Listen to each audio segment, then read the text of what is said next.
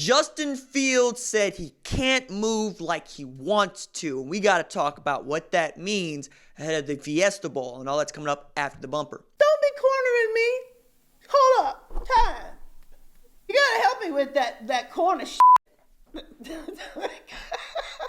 What's up, kinfolk? It's RJ Young. I'm not on a step mill. Consider hitting the like and subscribe button because I upload a video every single day. So it's college football related, sports related. We have a good time. And today, I want to talk about Justin Fields, in particular, his knee. Now, many of you will know Justin Fields has injured and re-aggravated an injury to his left knee, for which he really showed what he was made of against Michigan when he folded the knee in a direction that knees don't go. He went into the tent. He came out with a brace on his knee, went back in to take snaps, and dropped a dime to Garrett Wilson in a signature win where they once again dismantled the Michigan Wolverines. And it is one in which we really have to just take a step back and remember that's when Justin Fields really emerged in the Heisman conversation, because he's been outstanding all year.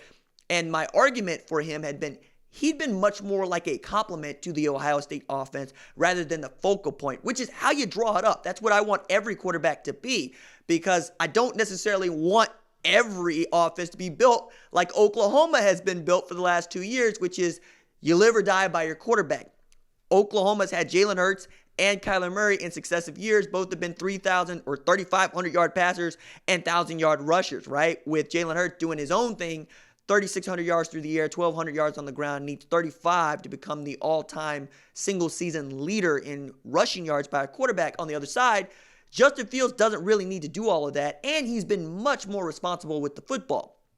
Fields, 40 passing touchdowns to just 1 interception, also has a guy that narrowly missed out on making the Heisman ceremony as a finalist in the backfield with him in J.K. Dobbins. We all know about the guy on the other side who was at the Heisman ceremony with him in Chase Young playing defensive end.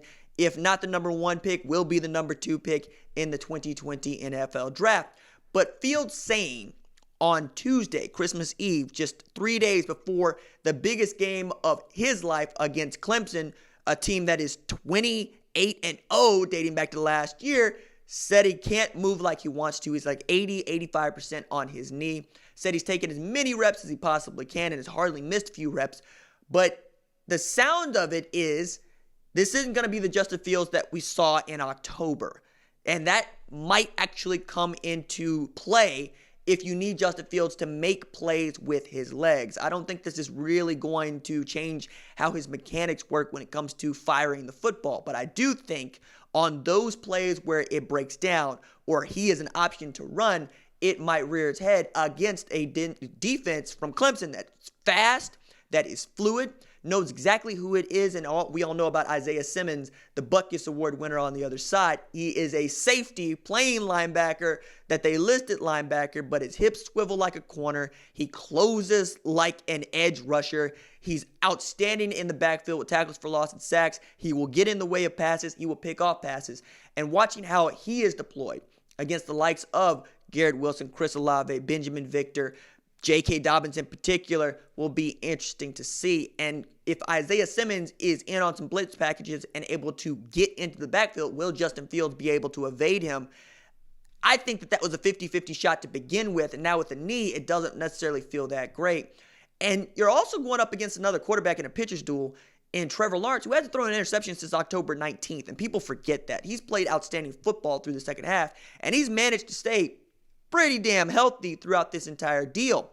Now, Ohio State is the much more battle-tested of the two, having played 12 games against FBS opponents, twice against a really good Wisconsin team that they were able to double up on. They played 4 teams that played in conference championships, 2 that won conference championships, and they have dismantled, for the most part, everybody they have played. Now, Clemson, on the other hand, has had this scrumptious assortment of cupcakes, but they have also destroyed every last one of them. They have left no doubt about how good they are, and they're looking forward to this in a way that not a lot of other people can say.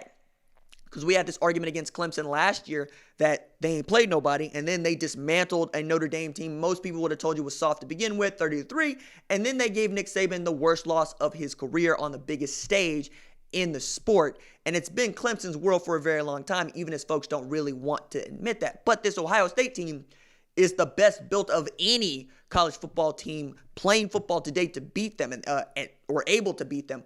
And I'm including Oklahoma and LSU in this argument. I think if Ohio State gets the W, you got to believe that they're going to be the favorite to win the national championship, and for good reason. But it's all going to come back to what Justin Fields is able to do. It's all going to be about, hey, first, Clemson's going to sell out to stop the run. They're going to sell out to make sure that J.K. Dobbins has some tough sledding. And if they can stymie the run and even stop it, then you make Justin Fields operate with wide receivers like Chris Olave and Austin Mack, Benjamin Victor, Garrett Wilson, and on we go here. I think if that's the case, I give Clemson an edge there because Trevor Lawrence has T. Higgins and Justin Ross, and I get Jeff Okudah is Paycom Jim Thorpe Award finalist in a lockdown corner, and you got Arnett on the other side. You got Jordan Fuller playing safety back there. But I like the 6'4" angular dude in these matchups. I really like Justin Ross against Arnett in those matchups, and I like Amari Rodgers in the slot. Travis Etienne gets left out of these conversations in large part because he just wasn't included in many of the end of the year ceremony conversations about giving out these college football awards. But at 8.2 yards per pop, that man is a monster. And if Clemson can establish the run in the way that Ohio State wants to and has been able to, you're going to have your hands full with with the Ohio State defense, even with Chase Young leading the charge, even with guys like Tuff Borland, Baron Browning.